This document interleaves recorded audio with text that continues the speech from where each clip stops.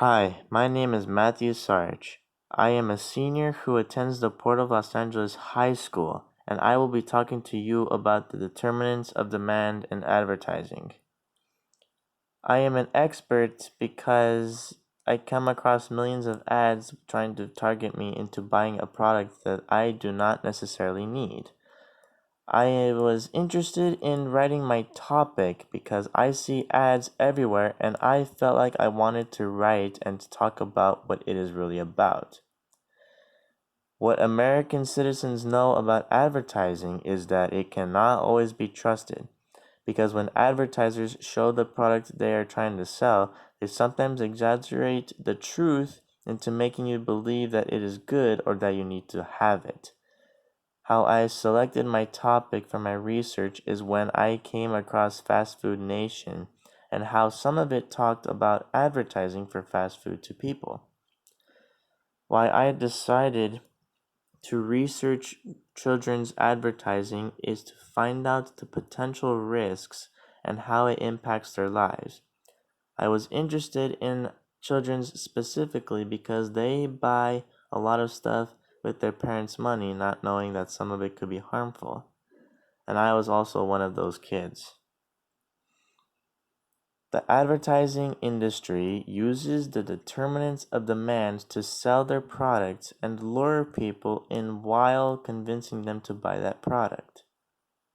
How my thesis evolved is I used a thesis generator that had some questions to form a working thesis.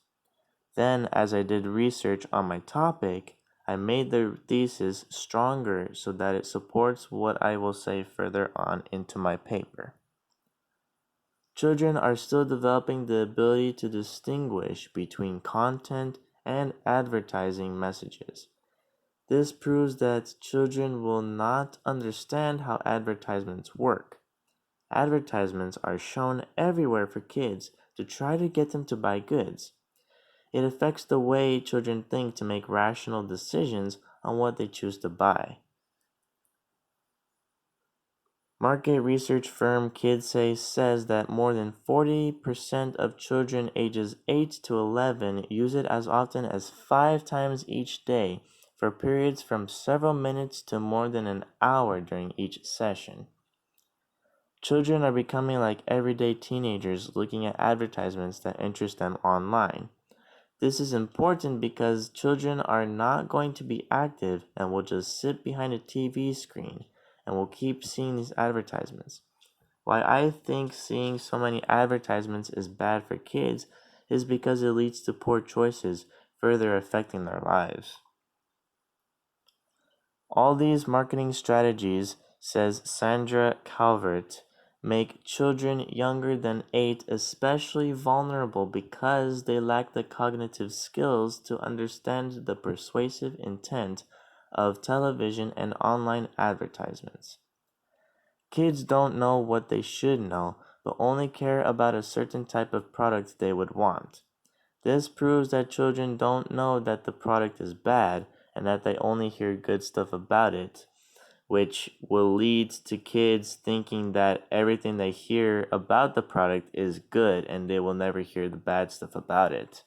That is why it is difficult for the kids to distinguish between good and bad. There is growing awareness that the daily bombardment of advertisements that the children absorb has a significant impact on their behavior and decision making. This should not be a surprise. After all, it would hardly represent a good investment on the part of the firms if it did not. The children are easy to manipulate into buying the product the companies put up. This is important because children are not understanding the concepts of what advertising really is: money. They just care about making money and don't care about children.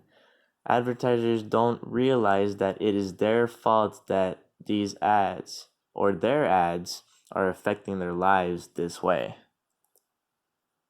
One Kinder website featured the company's branding alongside games and videos labeled as suitable for children aged 3 and above, including short animations of Kinder Surprise toys. Kids don't understand the possible dangers about the toys that are inside. This proves that Kinder eggs are dangerous, and that is why they are banned because of the toys that come with it. Kids might think that the toys are food to them, which leads to them swallowing accidentally. What I want government/businesses and my audience to do is to not buy, because you do not know the risks it might lead without reading it first. Government should put laws saying certain products like Kinder chocolate eggs are banned, and should put guidelines to protect kids from deceptive information on the product, and also to prevent advertisers from presenting false information. This is my works cited page for the evidence that I picked. And that is my presentation on the determinants of demand in advertising.